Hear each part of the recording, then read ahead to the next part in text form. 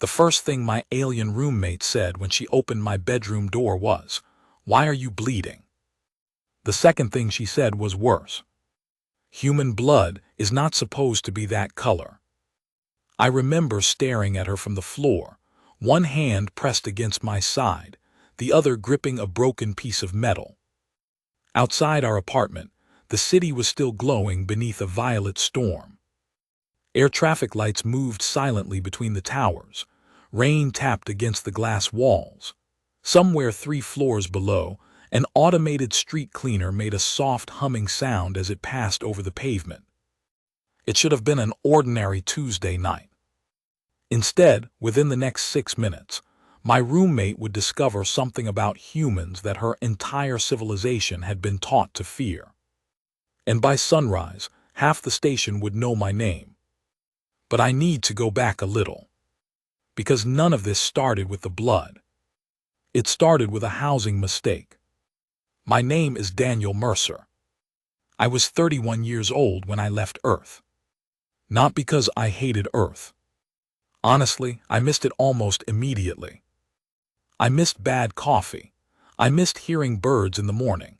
I missed grocery stores where you could understand every label without wearing translation glasses.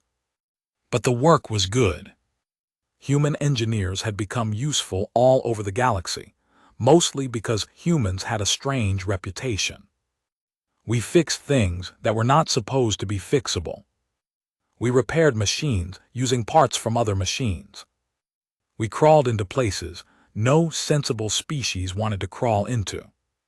And apparently, we were willing to work very long hours for very average salaries. That last part made us extremely popular. My contract brought me to Orison Station, a massive orbital city built around a dying blue-white star. Orison wasn't beautiful in the way Earth was beautiful. It was huge. That was different.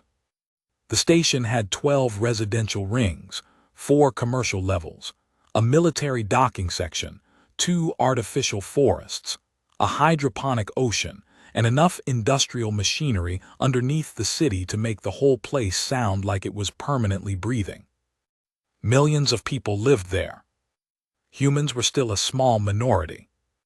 About 3%, according to my orientation package. I didn't care. I just wanted a quiet room and a working shower. The housing office gave me neither. My apartment was on level 17, Block C. It had 2 bedrooms, 1 kitchen, 1 living room, and a view of the station's main reactor. The reactor was bright enough to make nighttime curtains mandatory. The rent was cheap. That should have warned me. The second warning came when I met my roommate. Her name was Vera. She was from a species called the Serev. I'd seen Serev before, but never up close. They were tall. Very tall. Vera stood just over 2 meters, with narrow shoulders, long arms, and dark blue-gray skin that looked almost silver beneath artificial light. She had 4 eyes. 2 larger ones where human eyes would normally be, and 2 smaller ones above them. All 4 were gold. Her hair wasn't really hair. It was a thin layer of black sensory filaments that moved slightly whenever she was nervous. At first, I thought she was staring at me. Then I realized she was staring at my shoes. "You are wearing outdoor footwear indoors," she said. I looked down. "Yeah. You understand that. It's a habit. That is disgusting." I laughed. She didn't. That was my first mistake. The second was asking if she had a sense of humor. She looked at me for a long moment. "I have several." "Good. I don't share them with strangers." "Fair enough." She picked up one of my bags with one hand. Then she carried it into my room like it weighed nothing. That was the first moment I understood that living with an alien was going to be different. For the first few weeks, we barely spoke. We had opposite schedules. I worked at the station's propulsion maintenance division.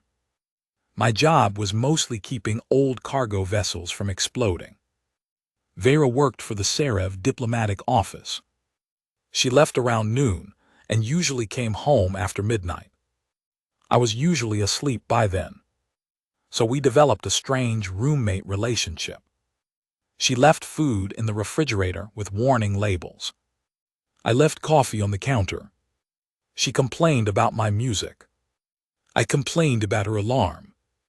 She kept her room perfectly organized. Mine looked like someone had thrown clothing into a fan. It worked. Mostly. Then one night she asked me something strange. Daniel. Yeah. Why do humans lock their doors? I looked up from my tablet. What? Your bedroom. She pointed toward my door. You lock it every night. Privacy. From me. No. Then from whom? I shrugged. Everyone. She tilted her head. That seems inefficient. Maybe. She stood there for a moment. Then she asked, do humans fear one another? I thought about it. Sometimes. Why? Because we can hurt each other. She seemed almost confused. Your species lives together despite this. Every species does. Not like humans. What does that mean? She didn't answer. Instead, she walked back into her room. I forgot about the conversation. I shouldn't have. 3 weeks later, Orison Station lost power. Not all of it. Just the residential ring. It happened at 2:14 in the morning. 1 second I was asleep. The next, my bedroom went completely dark. No lights. No air circulation. No station hum. Nothing. That silence woke me faster than any alarm could have. I sat up. The room felt wrong. On Earth, when the power goes out, you hear the refrigerator stop. You hear traffic disappear. You hear the neighborhood settle. On Orison, everything was mechanical. The silence was frightening. I reached for my emergency flashlight. Then I heard something outside. A metallic scrape. Slow. Heavy. I froze. The sound came again. Scrape. Pause. Scrape. It was coming from the hallway. I got out of bed. Bare feet on cold flooring. I opened my bedroom door 2 inches. The apartment was black. Vera. No answer. I stepped into the hallway. Vera. Still nothing. Then I saw her bedroom door. Open. I moved toward it. And stopped. There was blood on the floor. Dark blue. Not human. Serev blood. My stomach tightened. Vera. Something moved behind me. I turned. A figure stood at the far end of the apartment. Tall. Armored. Holding a weapon. I didn't think. I ran. Not away. Toward it. That was the first thing I did wrong. The second was grabbing the kitchen chair. The third was discovering that the person in the armor wasn't a person at all. It was a station security drone. An old military model. One of the things that had apparently been deactivated years ago. Its weapon came up. I threw the chair. The blast hit it in the shoulder. Sparks exploded across the wall. The drone staggered. I grabbed the emergency fire extinguisher and swung it as hard as I could. The metal cylinder hit its head. Once. Twice. On the third hit, something inside the drone cracked. It fell. I stood over it, breathing like I'd just run 10 kilometers. Then Vera came out of her room. She looked at the destroyed machine. Then at me.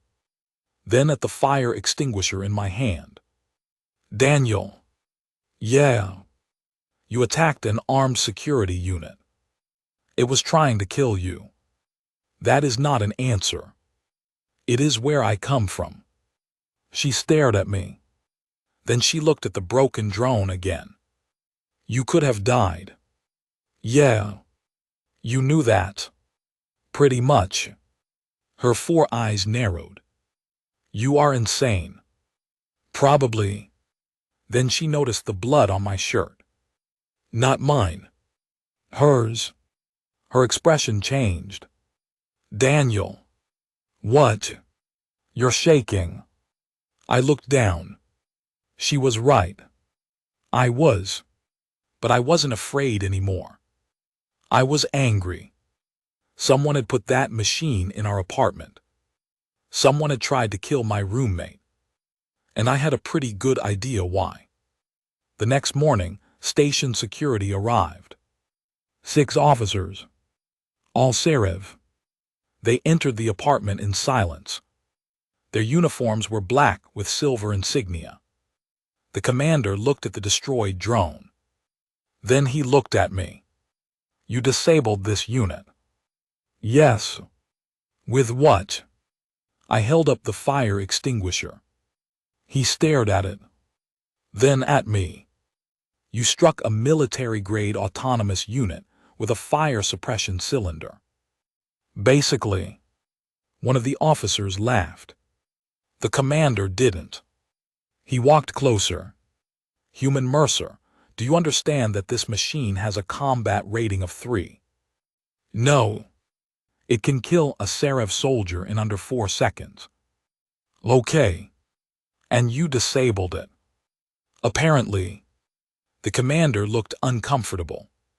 Why? I pointed toward Vera.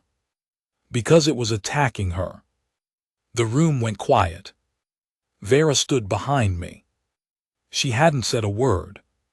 The commander looked at her. You were the target. Yes.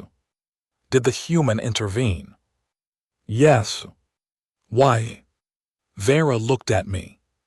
Then she said something that surprised everyone. Because he is my roommate. The commander frowned. That is not sufficient reasoning.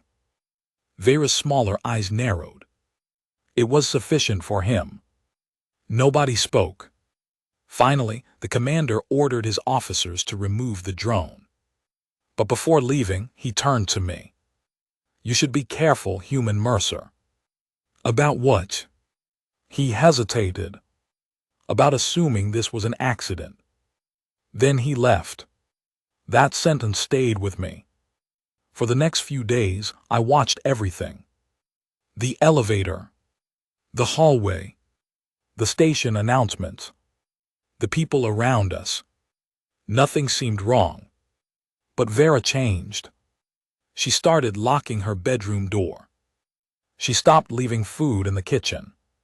She checked the apartment sensors every morning. And she kept asking me the same question. Why did you help me? I always gave the same answer. You were in danger. That is not what I mean. I know. Then answer me. I didn't know how. Because the truth was embarrassingly simple. I cared about her. Not romantically. Not yet. Not in some dramatic way. She was my roommate. She had annoyed me for weeks. She had stolen my coffee twice. She had once called my favorite jacket a garment designed for emotionally confused children. But she was part of my life. And when I saw that machine coming toward her, something inside me had decided before my brain could catch up. You protect your people. That was it. Vera didn't understand that. Her species didn't work that way. At least not anymore. The truth came out 6 days later. I was repairing a cargo shuttle when someone slipped a data chip into my toolbox. No message. No name. Just the chip. I plugged it into my terminal. A video appeared. Security footage. The apartment hallway. The power outage. The drone. And then another camera angle. Someone had remotely activated the machine. Not randomly. It had been programmed to identify Vera. I watched the video twice. Then a third time. There was another person in the hallway. A Serev officer. Standing behind the camera. Watching. He didn't intervene. He simply waited until the drone entered our apartment. Then he walked away. I copied the file. Before I could report it, the station alarms began. Not the normal alarms. These were deep. Slow. The kind that vibrated through the floor. Every screen in the workshop changed. Military alert. Unauthorized vessel approaching. I looked through the observation window. 3 ships were moving toward Orison. Black hulls. No civilian markings. Vera called me. Daniel. I'm here. Come home. Why? Now. Her voice was different. Afraid. I had never heard Vera afraid. I grabbed my jacket. When I reached the apartment, she was standing beside the window. The storm outside had turned violent. Lightning flashed across the station's outer shield. She was holding a small metal case. What's happening? She looked at me. My government wants me dead. I laughed because I thought she was joking. She didn't laugh. Why? Because I found something. What? She opened the case. Inside was a small crystal. Dark red. It pulsed faintly. What is that? A memory core. From what? A military project. She swallowed. They were trying to build soldiers that could predict enemy movement before it happened. I stared at her. That doesn't sound illegal. It became illegal when they started testing it on living beings. I felt cold. What kind of beings? She looked at me. Humans. I didn't say anything. She continued. Years ago, your governments agreed to share neurological research with the Serev military. That doesn't sound like something Earth would do. It happened before humans understood the agreement. She held up the crystal. This contains the records. Then why are they after you? Because I found proof that the project never ended. I looked at the crystal. What does this have to do with me? Vera's eyes dropped. They tested it on humans because humans were the only species whose brains adapted quickly enough. I felt something inside my chest tighten. How many? She didn't answer. Vera. Thousands. The room seemed suddenly very small. I looked toward the window. 3 black ships were now entering the station perimeter. What do they want? The memory core. And if they get it, they erase everything. I looked at her. And you? She smiled sadly. They erase me too. We didn't have time to plan. The apartment door exploded inward. Vera pulled me down. A pulse round passed over our heads and burned a hole through the wall. Move. We ran. The hallway was filled with smoke. People were screaming. Emergency lights flashed red. 3 armored soldiers came around the corner. Vera raised her hands. I'm a diplomatic officer. The lead soldier fired. I tackled her. We hit the floor. The shot burned the wall where her head had been. I grabbed a fallen emergency shield. Run! We sprinted toward the service corridor. Behind us, boots hammered against the floor. The station was chaos. Doors opening. People shouting. Security drones flying overhead. I had never seen Orison like that. This place was normally clean. Controlled. Predictable. Now it felt like a war zone. We reached an access hatch. Vera entered a code. Nothing. Again. She tried. Red light. It's locked. Can you override it? No. Footsteps. Closer. I looked around. Then I saw the manual release. A huge lever. I pulled it. Nothing happened. Help me. Vera grabbed it with both hands. Together we pulled. The hatch opened. We fell into the maintenance shaft. The hatch slammed behind us. For a few seconds, neither of us moved. Then Vera laughed. I looked at her. What? She covered her mouth. You pulled a manual station hatch. Yeah. Those require 200 kilograms of force. So, I am a Serev. Congratulations.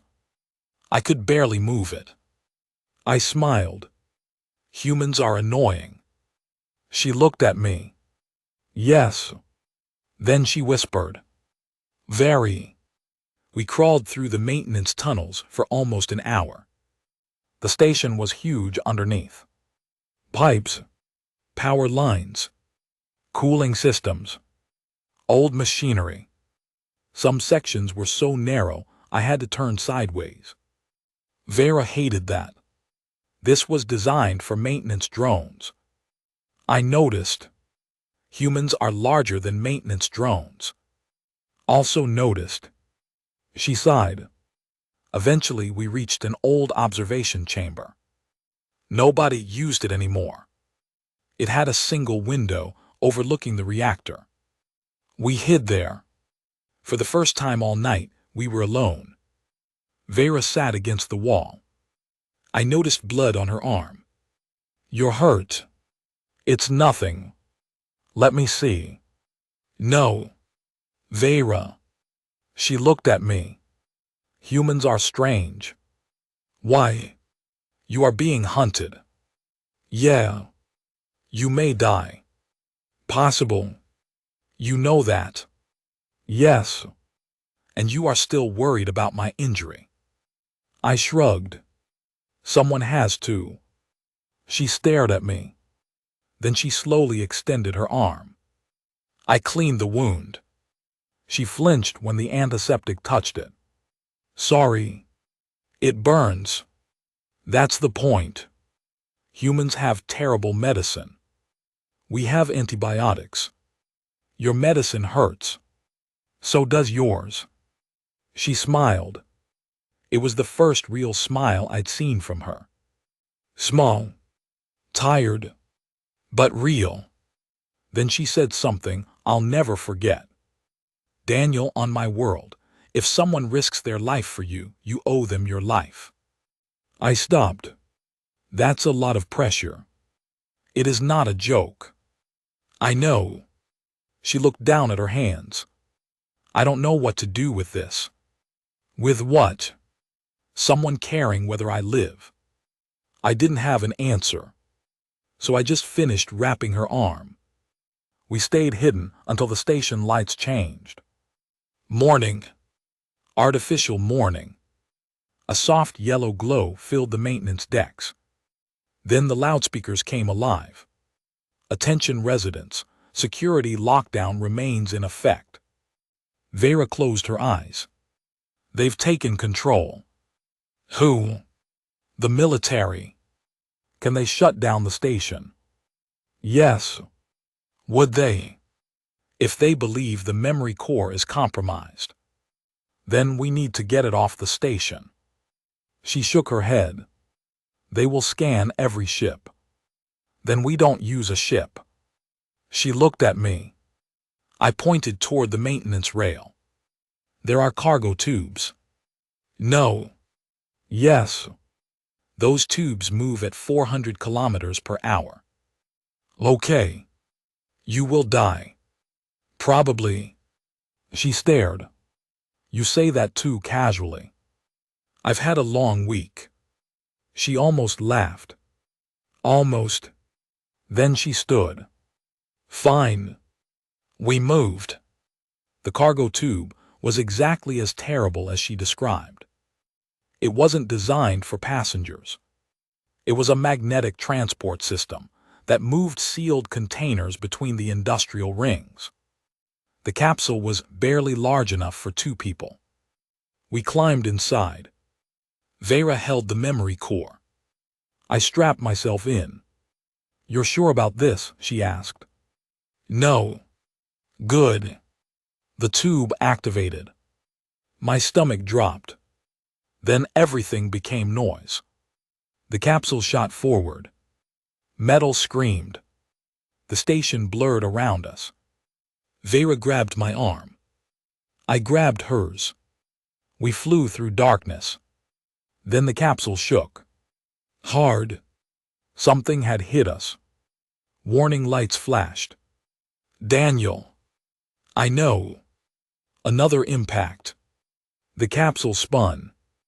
Vera screamed. I pulled her toward me. We slammed into the side. The memory core flew from her hand. I caught it. The capsule lost power. We stopped. Silence.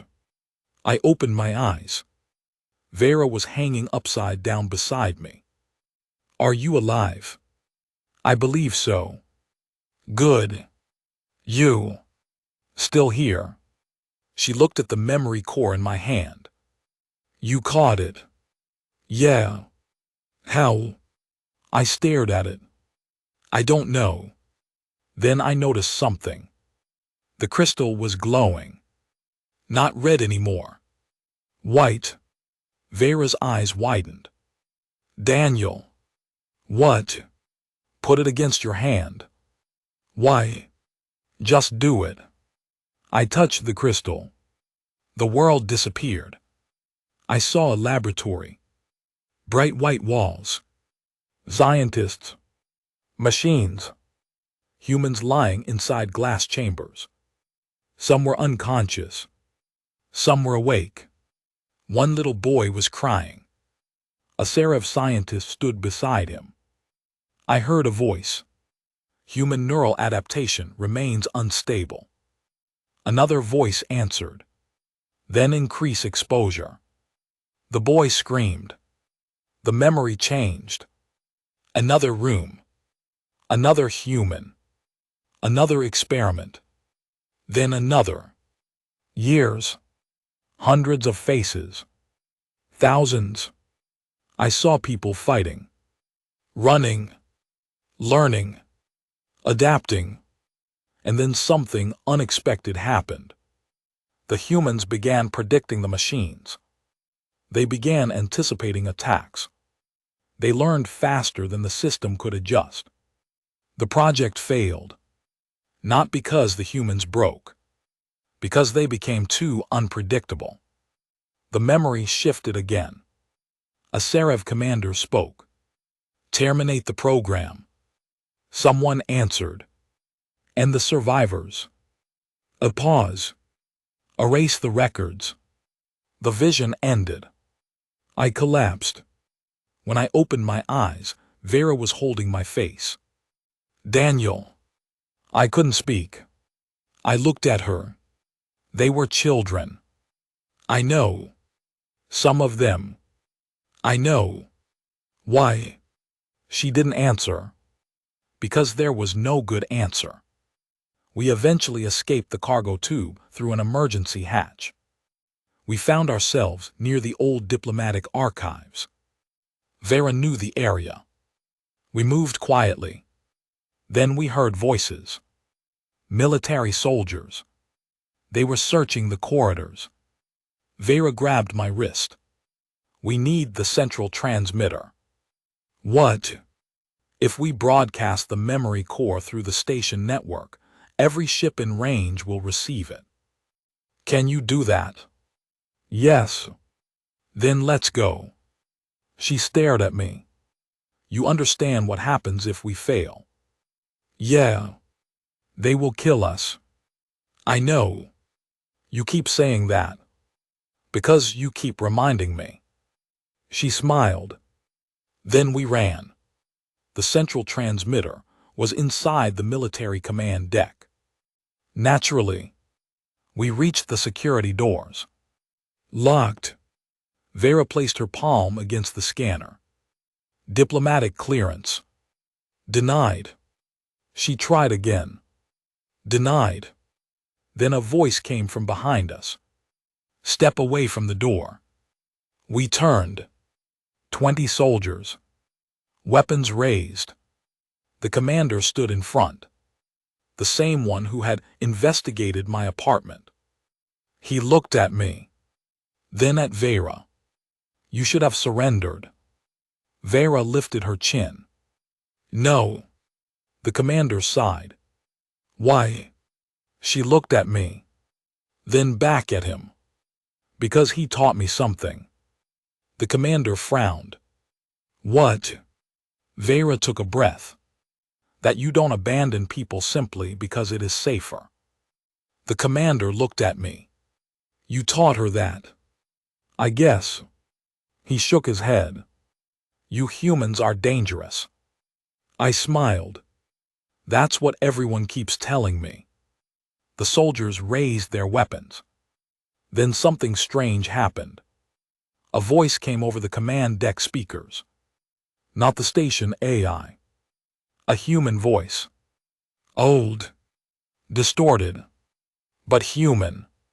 Do not fire. Every soldier froze. The commander looked up. What? The voice repeated. Do not fire. Then every screen on the command deck changed.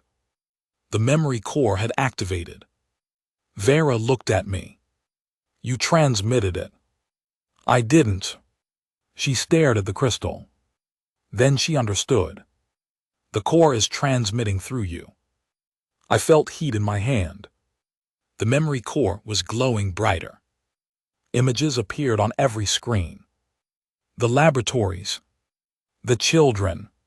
The experiments. The orders. The names. The dates. Everything. The soldiers stood frozen.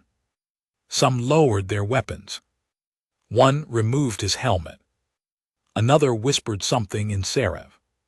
The commander looked sick. This is impossible. Vera stepped forward. No. She looked at the screens. This is history. For several seconds, nobody moved. Then one soldier dropped his weapon. It hit the floor. A sharp metallic sound. Another followed. Then another. The commander shouted. Pick them up. Nobody did. He turned toward his own soldiers. That's an order. A young Seraph soldier looked at him. My sister was in that program. The commander went silent. The soldier's voice broke. She was 6. Nobody moved. Then another soldier spoke. My father told me those records were fabricated. A third said, my family lost someone too. The command deck became strangely quiet. Not peaceful. Just quiet. The kind of quiet that comes when people realize they have been lied to for years. Vera looked at me. Her eyes were wet. I had never seen a Seraph cry before. Daniel. Yeah. Thank you. For what? She shook her head. For walking through that door. I almost laughed.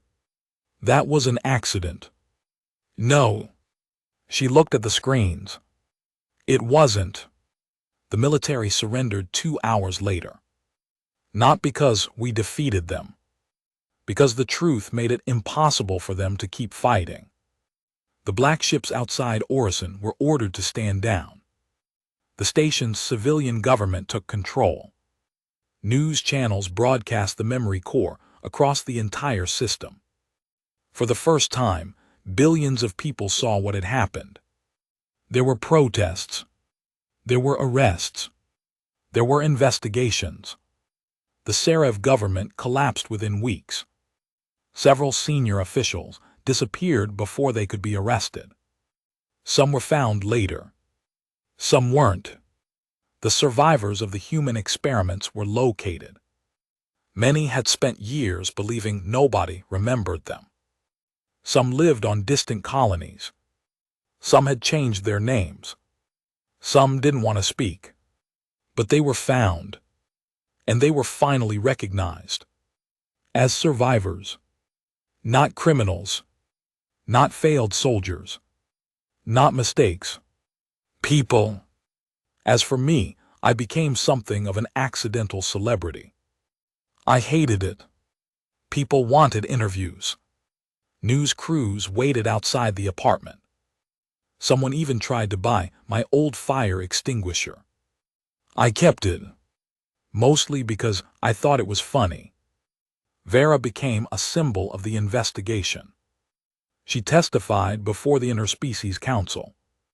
She spoke for nearly 4 hours. She never looked at her notes. At the end, someone asked her why she had risked everything to expose the truth. She said, "Because one human showed me that courage is not the absence of fear." She paused. It is choosing someone else's life, even when your own would be easier. That quote appeared everywhere. She hated that too. Things changed between us after that. Not suddenly.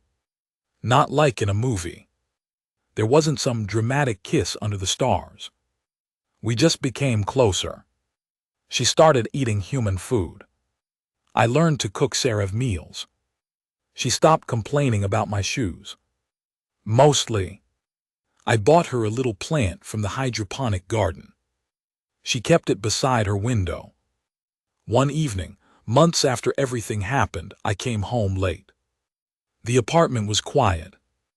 Vera was sitting by the window. The reactor glowed behind her. She looked over. "You are late. Work. You said you would be home at 8. It's 8:30. That is late. You sound like my mother." "I don't know your mother."